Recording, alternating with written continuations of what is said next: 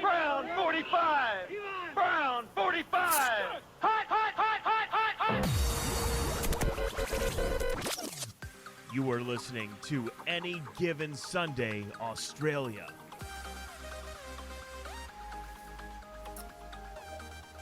Alrighty, joining me now is another punter out of the factory that is Prokick Australia. He's a former AFL aspiring talent that turned his hand into launching bombs in college football, and a mutual friend of ours. When I asked him about you, he said you were one of the greatest humans alive. So that's pretty big to live up to. He's a former Terp and Bruin, Mr. Wade Lees. How are you, mate? Good, mate. Thanks for having me. I suppose following in the footsteps of Tim Gleeson, it's always hard to do, but no, I appreciate that comment from him because he doesn't give out many, let's say that. Anyway. No, he's very, when I've asked him about a few people, he's very close to the chest. So the fact that he said that is huge. Yeah, he is. He's a good fella, Tim. He's doing great things at Prokick as well. I think he's injected that, let's say, little bit of, I suppose, youth into it as well, as you see Chappie and Johnny getting a bit long in the tooth. But, Timmy's obviously got great things for Prokick, and, he's helping them out immensely. Yeah, absolutely. And I imagine Chappie, he's a big listener of this show, so I wonder how he'll be with the long in the tooth comment. No, he'll be fine, mate. He'll just be sitting back there, just sipping on his Reds. Mate, I'm sure he'll be happy to pass over the back. Yeah, we were in a chat the other night. Was it? Wasn't the Reds he was drinking? He was on the.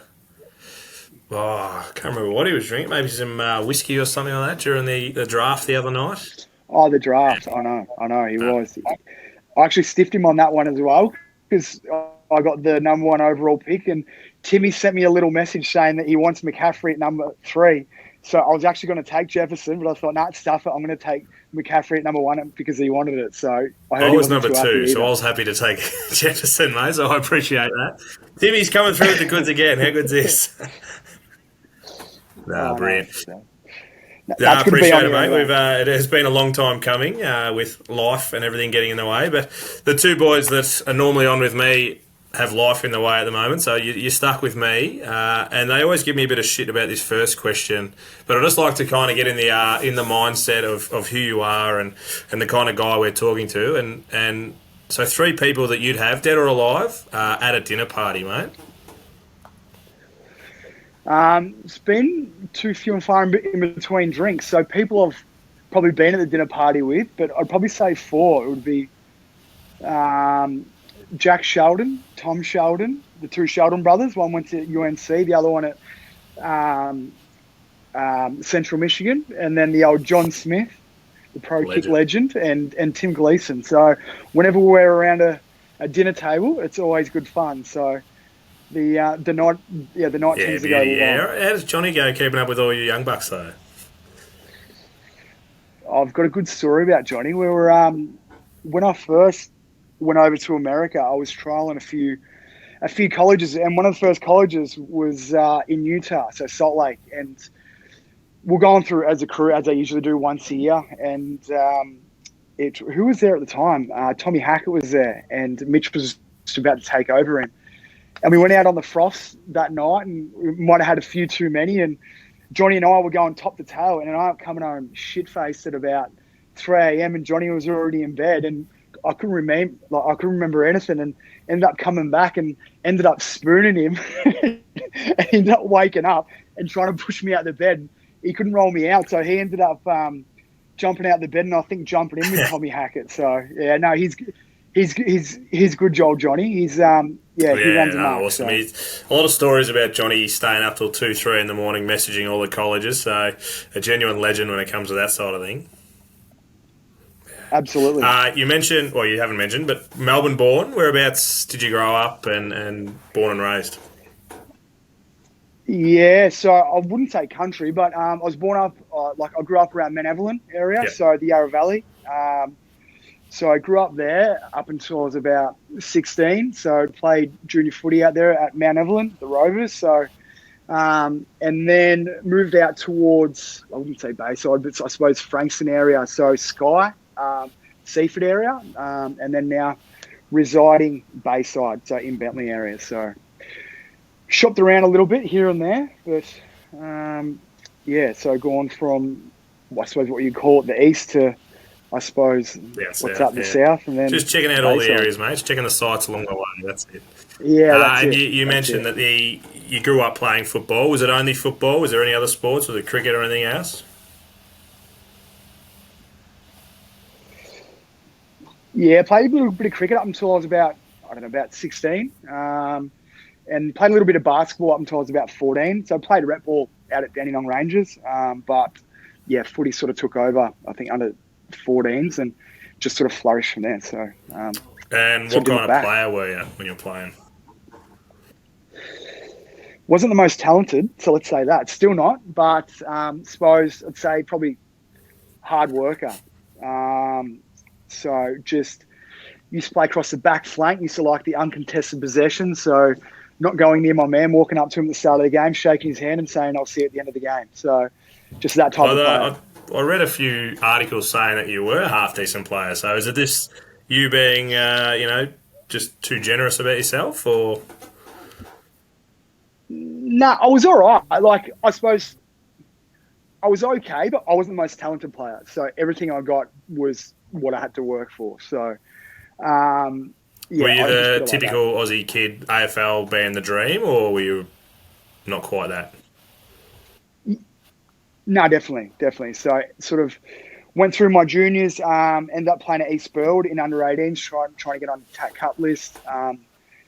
Played a couple of games at Sandy Dragons, didn't eventuate out at there, and then went out to Casey, straight out of under 18s, Casey Scorpions, and it was back when they had the development league. So I look at VFL at the moment, and there's no development league, and I look at those kids or all the guys that are missing out, and it sort of sucks because that was a pathway for me to play almost 100-odd games at VFL level. So, so it took me a while. It took me 2-3 years to actually establish a spot there and solidify, playing at that level. But then once I did, ended up sort of going along that journey. And, it took me a while. As I said, bit of a journeyman.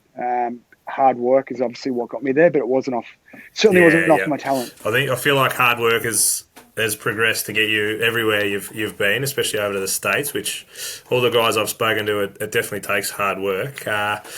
We spoke about this offline before, but I found an article when I was looking up about you, and it said AFL, that the headline was AFL career cruelled by supplement he never took. Can you go through what happened? And it led to an 18-month ban. Like, how does that happen? It sounds like that you picked out the good article. Geez, you wouldn't have wanted to read the headlines. There was only limited ones I was looking at. I'll have to call up that reporter and thank you for that one. So, it's essentially, ordered a supplement from America. Funnily enough, the country I ended up moving to. So, as we know, America's very much into their sort of supplement, pharmaceuticals, all that. So, the pre-workout I ordered there was illegal here. Unbeknowing, ordered it in my name to my address. I didn't even get the supplement. I think I said to Caleb, my wife, who's my wife now, said, I tell you what, geez, that supplement hasn't come. It's been like 3 months. And then ended up getting a phone call from ASADA saying, we've actually intercepted it and it's illegal because you're on the Australian Sporting Registry. So obviously under semi-professional, professional athlete. So got that. And then so ASADA flew down from Canberra. This is how naive I was. They interviewed me at the time. They said, was this yours? I said, yeah, of course it was, in my name to my address. So unbeknowing, they were essentially not setting me up, but just putting all the pieces together to formally, I wouldn't say charge, but to follow through with their attempt to suspend me for this product. So, and then, went through probably about a year of sort of back and forth. I reckon it cost me about 15 grand on a sports lawyer, I tell you what. So they were going for 24 months and it usually is an automatic 2-year ban. So they got the 6 months wiped off, and so I copped it on the chin. And it's a little bit frustrating at the time, I suppose, because thinking back to even me speaking about being a journeyman, obviously coming through the development league and whatnot, of Casey Scorpions, like playing twos. And then last 3 years, I'd built up sort of a resume in the VFL and was starting to get a name and whatnot, and had a few AFL clubs interested. And yeah, for that to happen, I think it was coming.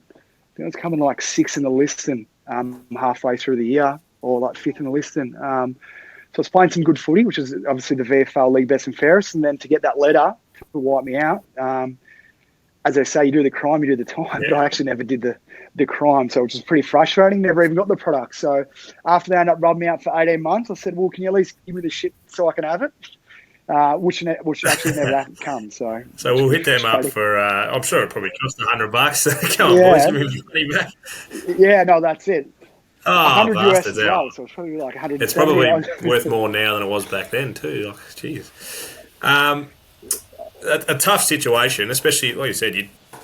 Besides being a little bit naive and purchasing something that was technically, well, it's not illegal. It's just illegal for you to have. What kind of positives did you take out of it going forward into, as we mentioned before, jumping overseas, and that's, a pretty big situation to get into. Did you take any positives that helped you going forward? Immediately, no. So I honestly didn't really know what I wanted to do. I sort of always wanted to go travel. Obviously, Australian football season is in the middle of the European summer. So being so heavily involved in Australian football with the demands of training and whatnot, it was hard to sort of separate that time to get over there. So that just freed up that. So what essentially I did is I thought, stuff it, I'll just go travel for the year I'm off. And I suppose it ended up just ironing out itself out to the path I ended up coming on, because my wife now, Caitlin, and we were traveling back then through Europe, and then on the back end of that trip, we ended up in America. So we wanted to do that. So I met my mum in New York after Europe, and so she flew in. She'd never been overseas before, so we agreed to that. So we're traveling down the East Coast, ended up down in Miami, and hadn't crossed over for an NFL game yet. It was NFL season, and just so happened Tampa were playing the Philadelphia Eagles in Tampa. So I ended up driving across to Tampa, and we were sitting in our partner room, and the college football was on. I had no idea how big it was, or sort of the crowds that college got to in their stadiums. And I think it was an Ohio State, Penn State game come on, and then next minute it's like Cameron Johnson from Melbourne, Australia is coming on to punt. And I'd played at Casey with Cam when Cam was a rookie at Melbourne. So I known Cam really well, and I sort of lost contact with him probably for the last 2 years. He was obviously in America. I had no idea.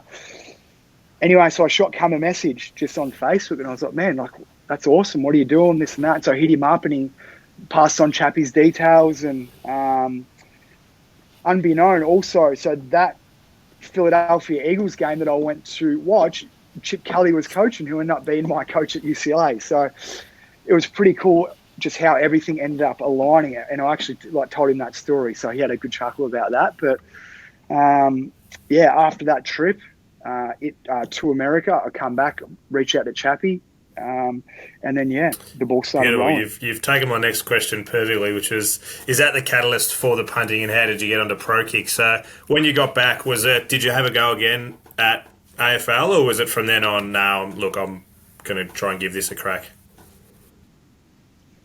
No, so I come back to footy. So I played. So I went down to. I had a few Casey boys leave Casey. So when I come back, and went to Frankston. So I went down and played at Frankston for a year. Started playing good footy there as well. So, but then halfway through the year, the conversations kept snowballing with Prokick once I'd reach out. Obviously, I'm sure, as you know, mate, once Johnny's in your ear and you end up on a 2-hour conversation with him, and he's sort of wooing you to come across and whatnot, he's pretty hard to say no to. So towards the end of that year, after various videos you'd been showing me of the crowds and lifestyle and whatnot, I'd pretty much made up my mind. So, all right, you've made up your mind. Johnny's got you. Where does it go from there? Is Timmy involved yet, or is it just purely Chappie? Nah, Timmy wasn't involved. So Timmy was helping out Johnny with my academics getting across because I was a high school dropout. I dropped out halfway through year 11. So it was a pretty hard line for me to get to. It wasn't a straight line. So we had to sort of go in through a few back doors, which I was sort of the example case for a lot of people going through now. So essentially what I'd had to do is, obviously, without having any graduation or anything, or from high school, someone to get accepted into university is pretty much slim, especially over here. So I think the course, I applied for like 6 universities and just a bunch of degrees I literally didn't give a shit about. I just wanted to get in to build up enough transferable credits so I could build my credit score up to transfer over there. And essentially the hardest course with the highest ATAR, all 7 of them said no, and I got into, I think it was sports management, which you needed 85 or 89% on your ATAR or underscore or whatever it's called now. And they ended up accepting me. So that was just lucky. It all just fell into line. So I ended up going back to university after hadn't been to school in 10 years. I rocked up with bloody backpack and pens, and I was like, shit, what am I, I didn't even know what notes to take or anything to take. I had no idea. So I was a fish out of water essentially. So, but just studied my ass off and did what I needed to do and got the runs on the board. And then, just continued to train. I was playing footy at Yarrawonga that next year. They pay well, that is. So that's why I went up there, just to save some cash. And then, so that was my final year. So while I was doing that, studying, working a little bit, and then just pretty much just putting everything in a line to take off. Was that with Fev up at the Pigeons, or was he not there yet? No, he was. That was with the big fella. So he got me up there for me last year because I played with him at Casey. So we struck a good friendship up there. Or at Casey and then up there as well. So we had a few good nights up there. He used to have a house. They used to get him for the year down there. So, it used to be. Can only imagine. I remember videos of him sinking piss while he was playing the game. So I can only imagine what half the game was like. So how long did you have to go to uni and to get the runs on the board to, just to give people an idea of if you are a dropout but you still want to, pursue this kind of career? How long were you at uni and to try and get those credits? I think it was about a year all up. So, and then even then, it wasn't guaranteed just because there was so much uncertainty over this whole pathway because it wasn't conventional. It was different. So some universities didn't want to take the chance or would stuff you around with your academics, or Johnny, as you know, would be blowing people's phones up to try and get me in, but they'd be like, no, it's too difficult. We just need someone that's straightforward for us to deal with, because essentially taking someone from Australia, it's foreign to them. And then because they don't know the academic pathway, or Johnny had just gotten them used to the tradition or the usual academic pathway of someone finishing high school and having the credits to transfer. So my pathway was completely different. So it was never a guarantee. So we had a lot of schools that were certainly interested, but then once they had a sniff of what actually it sort of took, just hit the hills running. So obviously ended up all working out. I know Timmy, especially when he came on, he really does try and stress for people, get your own academics in line because it makes our job a lot easier. When it all fell into line, you had the grades, you were throwing out offers. Johnny was on the phone at 2-3 in the morning. Maryland comes up, and do they pitch to you or do you pitch to them? And then how do we go about accepting that offer and jumping in over there?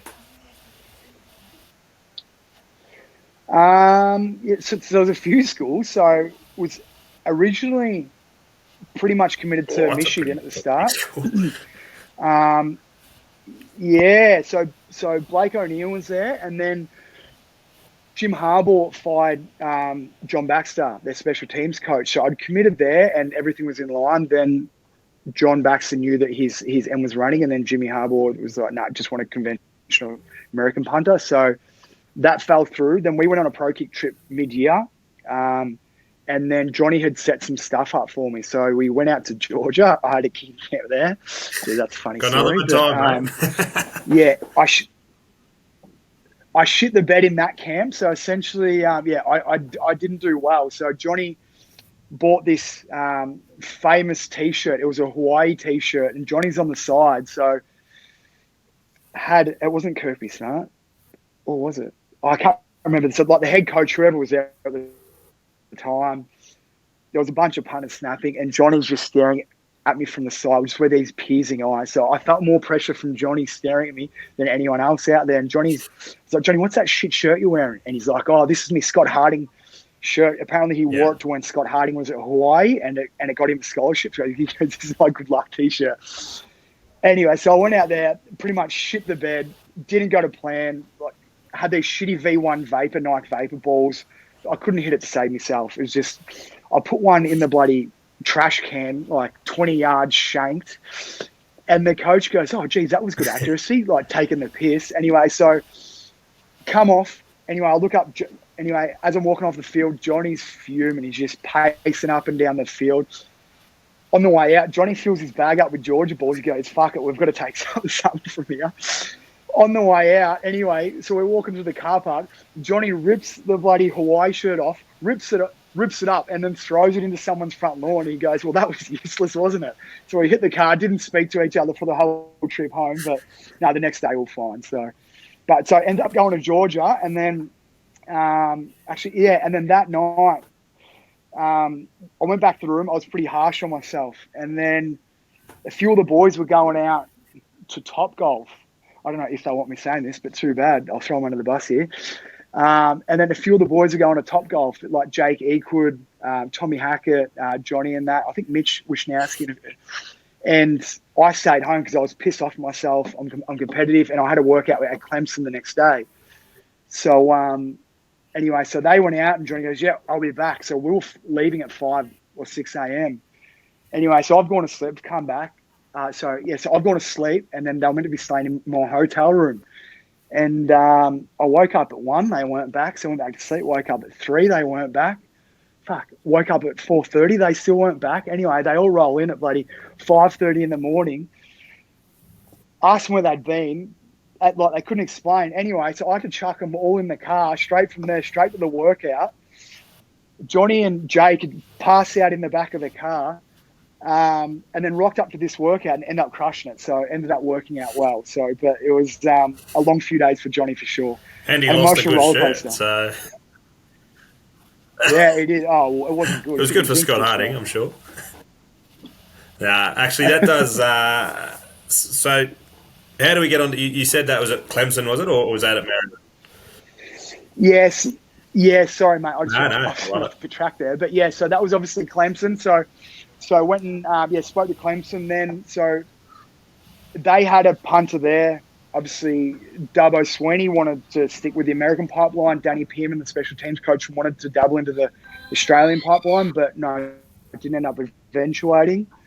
And then, so it sort of went stale for a little bit, and then Southern Florida come on and then come off. And then what happened, actually ended up sort of a two-way race between North Carolina and Maryland. Maryland said they'll take me into January, so this come to like October, November.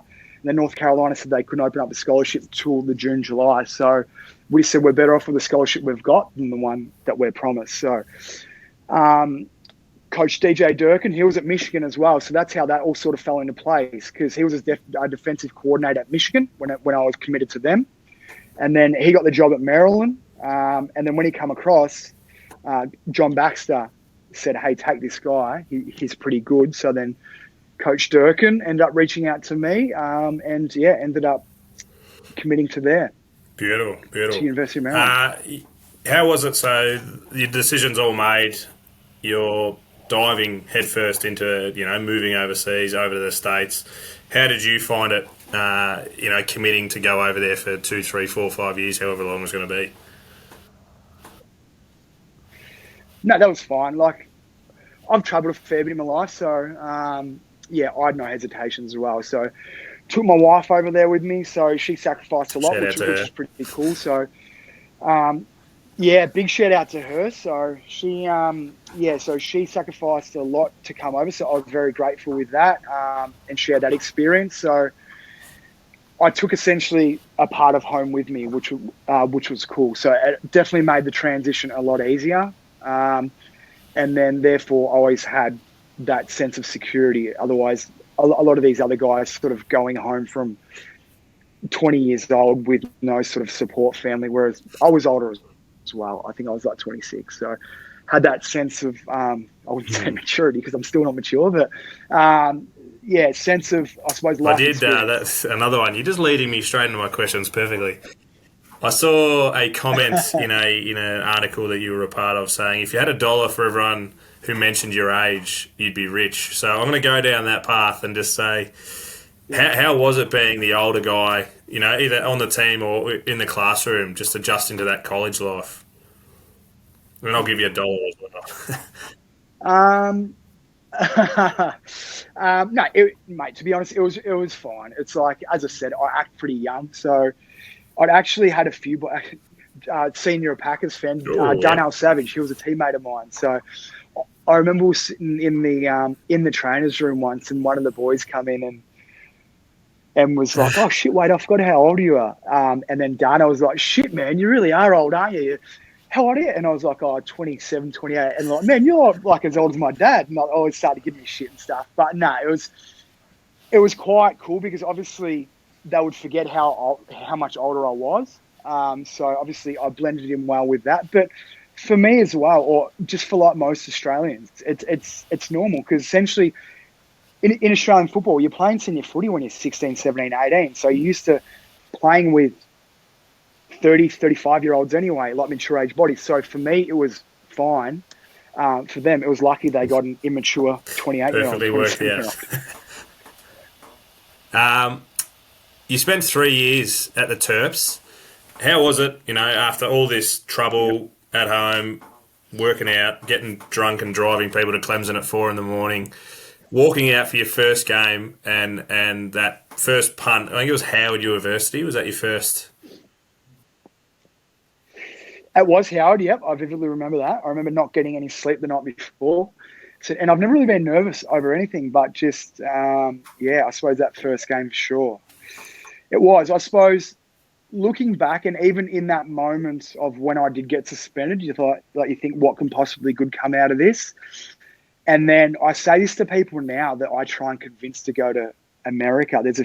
I'm playing footy now. There's a few Deer Park boys who are super talented, who I'm just trying to get in their ear, and they're playing VFL sort of the same path as me. And the moment when you run out and there's 60, 70,000 people there, and that's what you essentially aspired to do back in Australia by playing AFL, and you're living a professional lifestyle with all the weights. You've got the crowds, you've got obviously the nutrition, you've got the facilities and the equipment and everything, and you're pretty much living a professional lifestyle. So running out, it was sort of why did I give a shit so much about VFL football? I was playing in front of 30 people trying to chase its dream when I've literally playing in front of 70,000 people now. So it just sort of made me think how much of a bubble we are in over here, and how insulated we are and there's nothing wrong with it. It's, you don't know what you don't know, but that's why I try and spread the awareness so much of there's this whole other world out there, and so many Australians could be doing it, but they just don't know about it. So it was a bit of a reflection sort of on the past, and just say, obviously there was something out there for me. Games that stick out over that 3-year period? Because you played against a few, top 5 teams. They might have put you to the sword, but you played a few big games. Yeah, probably. I'm trying to think. It was funny. It was funny. So we're playing Ohio State. I think it was my last year. My last year at Maryland. So it was my junior year. There was all turmoil at Maryland. Our coach got fired mid-year. At the start of the year. And then Matt Canada come in and took over. He was the offensive coordinator, and he was pretty cool. He just let me do what I want. He just said, look, you just go out and do what you want, like you're dominating. Anyway, so all week, so I think we were 5 and 6. We just missed out on a bowl game that year, and we come up against, I think, number 3 ranked Ohio State. That was stacked. They had Chase Young. Who did they have a quarterback? I think JT Barrett. They had JK J.K. Dobbins, I think it is, just absolutely stacked. Chris Olave. Anyway, so before the game, because I was sort of joking about it, I was like, man, I reckon I could break the record for punts today. I was like, all right. And I said to our long snapper, I said, it could be 12. I said, just stay warm all day. Anyway, and because Ohio State send the house, they literally throw packages in where they're looping and weaving and you don't know what's going on. And I joked about it and I said, oh, look, we should just throw a bank account on Ohio State because we're going to lose. Anyway, and then we come out and literally and smacked, I think it was 18-3 in the first quarter. Ant McFarlane, who's now at the Steelers, rushed for like 2 touchdowns in the first quarter. We had him on the ropes. And then all week in practice, we had this fake punt running. So it snapped back to me. I rolled to my left. The guy who was the gunner on the right, pretty much he faked the run down field and then cut back through in between the long snapper and the shield. And then I drew the rush and then just popped it over the top. And it got blown up all week. Anyway, so it was 31-31 in the last quarter, and they've called it on a going inside punt. Anyway, and so I'm sending back then, and I've called it, and I said to the shield, I was like, what, the fake punt? And they're like, yeah, the fake punt. And I was like, fuck, no way. There's no way you're calling it now. Sure enough, they called it. Anyway, so Urban Meyer's on the side.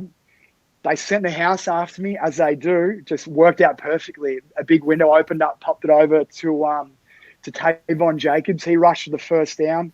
We ended up going down and scoring on the next drive. And have a look at it over. Urban Meyer's bloody pulling his hair out on the side. And I think we're up 37, 31 or something. I'm not too sure of the score, but and then we had a kick off. I think they needed to score a touchdown in a minute. I know that was who it was, Dwayne Haskins. Dwayne Haskins drove 90 yards in a minute and then scored, and then took them to overtime, and then they ended up beating us in overtime. So we went for the extra 2, and then they ended up beating us. But that was probably one moment that stood out, just that elation of actually executing that play when it got blown up all week in practice, and seeing that come to fruition. That's probably the best play that I've had described on this show, which is awesome. Even just to have the agates to do it and pull it off, I think is huge. When you got 110, 115 kegs running at you every time. And I reckon Urban Meyer's had a few worse days since that day. So. A few, yeah. Oh, 100%. Sorry, mate. I'm just going to... Yeah, he has. I was just watching that Swamp Kings as well, so it didn't. I think there's a fair. Yeah, I haven't watched that one yet. I look forward to watching it, but I'm spewing they've cut a few things out, but that's all right. I've mentioned a few friends of the show that have asked some questions, and one actually sent in a question. It might be the same person. I'm not going to give it away, but he said you took them out to some local pubs in Washington DC. Are you able to go into a bit of detail about those kind of nights? He wants the detail, not me. I'm just asking the questions. Was it Ryan? Man? I know. Who was it? It was Tim again. No, not Ryan. Who was it? Oh, no. Yeah. No, Tim. No, that's right. Tim with Caden. That's right. His mate. Was it? Yeah. So it was Rutgers versus Maryland, and we beat them there. And I said to the boys, they ended up staying down. Tim was shit-faced with my old man. They were smashing back jugs since 10 a.m. So I ended up finishing coming out, and so we ended up hitting a bar in DC. I said to the boys, I was like, yeah, I come here. I go to this joint all the time. This is a good bar. And it was. But little did I know, the Uber dropped us off and probably had a skinful, walked into the wrong bar. Anyway, and so Tim's with his mate Caden from Melbourne, and like, are you sure this is the right bar? I was like, yeah, mate, I come in here all the time. Anyway, and then so we go upstairs, and they're both like, man, are you sure? And I was like, yeah, no, it is.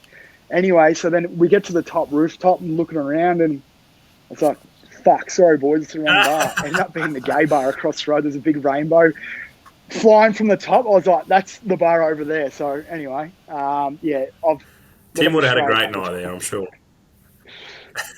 Yeah, I can see why you wanted that story told, though, but we'll get back to a little bit more serious. Year 4, so leaving Maryland, was that because of the coach blowing up and things like that? Because year 4 sees you ship over the other side of the states to UCLA. Yeah, so I actually got it wrong really well with Coach Durkin. So the coach who got fired. Yeah, I think there was obviously, if you want to go read the articles, it's pretty brutal, but there was a massive misconception of obviously everything that went on.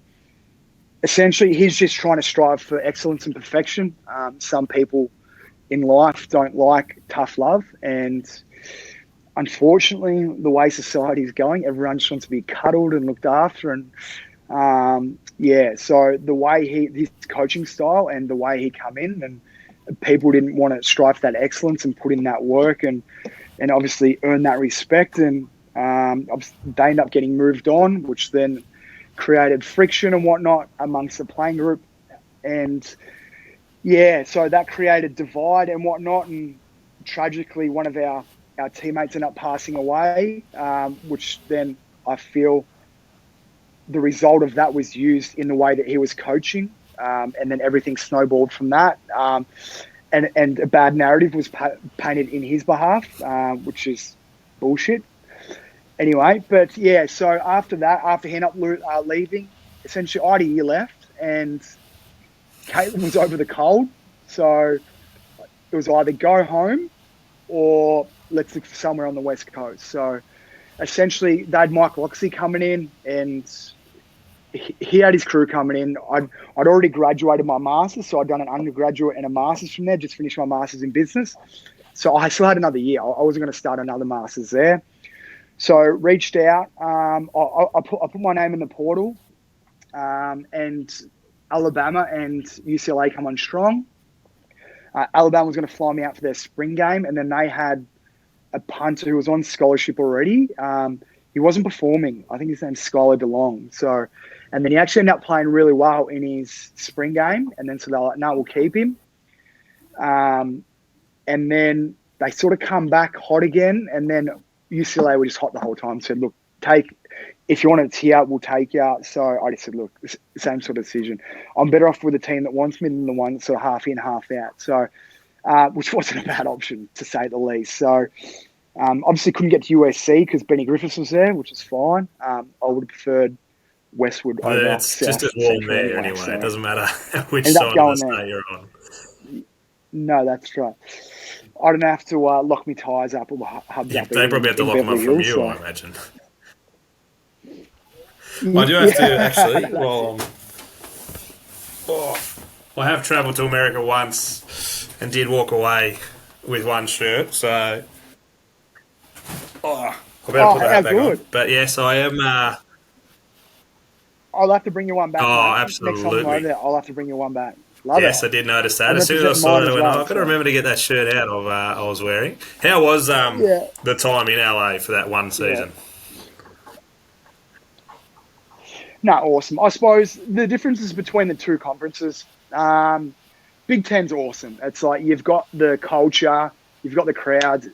I know you've spoken to boys before. You've got your Ohio State's 110, 115,000, same as Penn State. Wisconsin's just a scene inside itself. You've just got the tradition. It's more just football mad, stir crazy. Pac-12 is what it is. Unbelievable weather, good football, but the crowds aren't there. The culture, the tradition. It's not really a traditional college football town. Obviously, you're in Beverly Hills. You've got LA there. It's not sort of so much your college parks or like your college stations where you've got your frat towns and all that sort of stuff, where it's traditional college football. So, but in saying that though, it was an unreal change up. So UCLA, as I said, it was a pretty cool experience, especially coming into a summer. So I think Caitlin and I got there in the June, and then in summer workouts. So we hit summer workouts, and obviously Coach Kelly was there, Chip Kelly. So he'd been in the NFL for a while, and he obviously knows all the NFL players. So just like rocking up after practice and having Saquon Barkley, Tom Brady throwing with Gronkowski, Travis Kelce just catching to Patrick Mahomes. You'd have Russell Wilson, DK Metcalf, and Odell Beckham rocking up, and just literally just these guys just standing 2 foot from, just watching them do its craft is just something that you wouldn't get on the East Coast. So having that ability to experience that, and also furthermore get another master's from UCLA, which is the most applied to university in the world. So it was pretty special to take away from. I've stood close to Jesse Williams, and that was huge enough. But standing next to some of those names would be incredible. Yeah. So I do have another question from Tim, but I'll leave it for the moment. I will, don't worry. But I wanted to. So you finish up your degree. What was the draw card about coming home instead of staying over there then?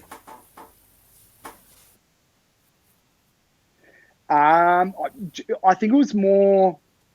Caitlin was getting a little bit homesick, and obviously, as I said, the weather sucked. So, literally getting down to minus 15 degrees Celsius in the winter, and it's just me being so football. It's I suppose we bought a pet rabbit, but that didn't replace me. So her missing home, sort of not having that, but so I suppose just a change of scenery as well. We're closer to home. It was one flight from home, so it's literally jumping a plane. You're 14 hours from home rather than Melbourne to LA to DC was like a 27-hour round trip. So from doorstep to doorstep. So there was a lot in it. So that way, at least it was just one flight from home if she wanted to get home. So, but I knew also going to a place like UCLA or somewhere warmer, it would help my football and sort of change things up. So it got a little bit stagnant there at Maryland just because I knew what it was, and more so because the coaches that I dealt with at Maryland as well, all they want to do is just the traditional Australian stuff, which sort of it's good at the start to get confidence and comfortable, but then if you're obviously trying to go into the CFL or the NFL or whatnot, and obviously, as you know, mate, seeing these guys, it doesn't really help. So we've seen Sipos, that's why he left early from Auburn to go, because it wasn't helping him by just rolling out. Cam Johnson as well. Like he's one of the best punters in the NFL now, and it took him a year of being a free agent. He didn't even get drafted. He should have been at least a 6th round draft pick for sure. So getting out of that environment and sort of putting me in an environment where I was going to succeed. But in saying that, knowing a Chip Kelly offense, the bloke doesn't punt. So I went from punting 62 times a year to 32, and we lost, I think, 7 or 8 of our games. So my production went down by half, and we lost more games. Was CFL or NFL the ultimate goal, or? Yeah, so at the end of that sort of tenure at UCLA, awesome year, didn't do great. I think we went 4-8. Yeah, they were a building side then. So obviously, Dorian Thompson-Robinson was, I think, he was in his 2nd year. So he's at the Bears now. Sorry, not at the Bears. He's at the Browns now. And he's killing it. So he was on his 2nd year. We had some guys like Kyle Phillips, who's at the Titans. We had Tito, who's a defensive end who got drafted to the Chargers. We had some great players who were up and coming, but still very junior. So the win streak wasn't there, but I suppose the experience and obviously doing what I had. And then obviously coming out of that, training for the NFL was when literally COVID hit. So my pro day was meant to be April 20th. They shut down everything April 16th, so I didn't even get to do a pro day. So it was pretty frustrating at that. And then essentially after I ended up finishing my masters all that year, still trained. Caitlin was pregnant then, and then sort of and that's when it was like, look, this is probably the end of the road. My back started playing up, had a few issues, and started the venture back home, mate. So I was getting too old, so that walking stick started coming out. Yeah. So you make the trip back from sunny California to wintry Melbourne. What does the days look like these days? You're obviously down in Bayside. You're playing at Deer Park. What's life like at the moment?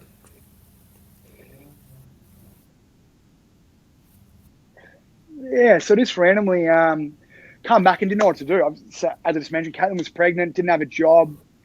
I had all my connections over in LA, which was, I suppose, a little bit frustrating because they were there with UCLA's network and what they have. Wasserman Sports. So they're a massive sports agency. I really want to get into sports agency. I had an internship lined up with them, and then so they look after all sports. So I think they got like Russell Westbrook, James Harden, all these caliber of players.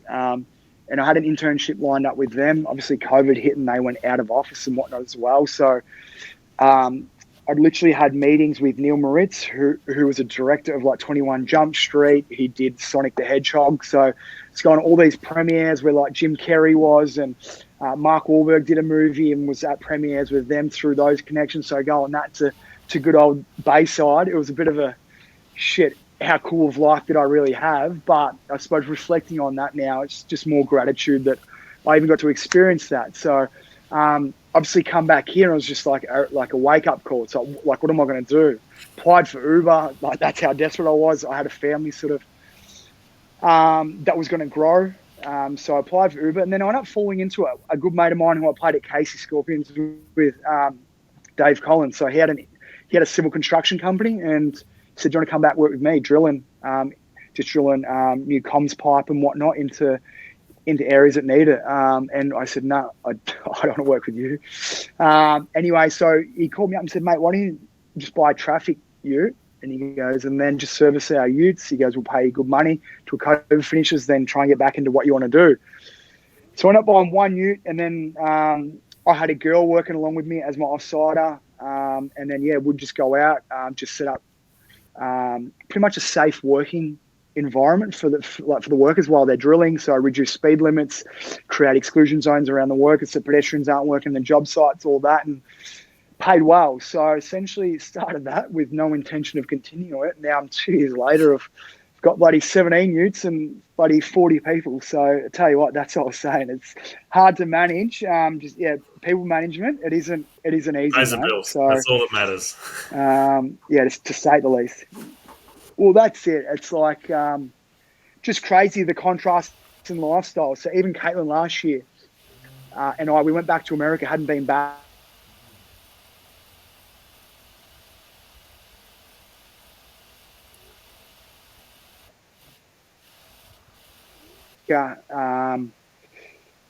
Just field side at a UCLA game. There's obviously 70,000 in the stand. And then of a night time, was staying at my mate JC Jackson's house, who's just signed an $80 million contract at the Chargers. So he's got a $5 million pad down Orange County. So he's got me driving his Bentley and stuff. And so I'm going from that lifestyle to that just in the click of a finger. So it's pretty cool that I've still got that ability to sort of touch that side of it, but then obviously come back here and still do what I do. You know more people than anyone I've ever had on this. It's incredible. But to be fair, your memory of I reckon everything that I've asked you, you've been able to even write down to the correct score in your overtime game against Ohio State. You've got. And I was reading through it last night, right so you did well. I think it is. Okay. Incredible, mate. Wait till you get it. Wait till you get it on a few more. beers. Yeah, it's a $6 million house and it's 2 Bentleys. I've got a couple of final questions. One of them is from Timmy, but I do want to thank you for your time, mate, getting on here. And it's gone for a lot longer than I was expecting, which is a credit to you and your talking abilities. The final question from Tim, and then one from me, is he wants to know that you moved from the east to the west and you got to see a fair bit of the States. What was your favourite vacation away from footy? Yeah. Yeah. Away from football. He did tell me where it was. So, the Hamptons strip for sure. There was a few reptiles floating around there. That's why I said Jack Sheldon, Tommy Sheldon, and Timmy. That story always comes out. Or that is it that something that's not safe for work? We can't really repeat, or no, not really. Oh, yeah, some are, but Timmy's old quarterback at Rutgers, Chris Laviano. They were very well off, and they had a holiday house in the Hamptons. It's like a $4 million holiday house in Sag Harbor. The actual main house is like is like 2 houses down from Jordan Belfort from the Wolf of Wall Street. So I rocked up there for the first time, and a couple of Ferraris and 2-story absolute mansion. Their guest house is bigger than my whole house. And yeah, so we went down to the holiday house, and it was just literally the parties that were thrown there. It was 3 days of just non-stop entertainment, especially with us 4 together, just non-stop shit talking. So I don't believe that's Timmy as far as I'll talks go. shit anytime, mate. That's a pure lie. My final question is a bit of a personal one. How are you going to go in the fantasy this year, mate? We are in a league together, as we spoke about earlier. I think I'll play you in week 7. So if you could lose that one, that'd be great. No, I don't know. I drafted all right. I think started off with Josh Allen. I had him last year as well, so I know he does well. And then who I got? Alvin Kamara. He's out for 3 weeks, but I'm thinking long term with him. So he's got high production. And then obviously CMac, Christian McCaffrey. So as I said to you at the start, I knew Chappie wanted in, but so I'm going to come in and cut his lunch, which opened the way up with you and Jefferson. I had Jefferson last year. It's a PPR league, mate. So Jefferson definitely going to go well. And I did look just before we come on that post the draft, the ratings of the team, I was number 1. So good year for me looking forward, I reckon. Oh, yeah? Okay. Yeah, good point. As I say, it's not how you started. I always start off real well and then I fade. So don't stress. By week 7, you'll well and truly have me covered. You'll have Kamara back by then at least. Appreciate your time and coming on and telling a few yarns and letting people know that even if you are a Year 10 dropout, you can still make it big over in the States and drive Bentleys around at some point. So really do appreciate you coming on.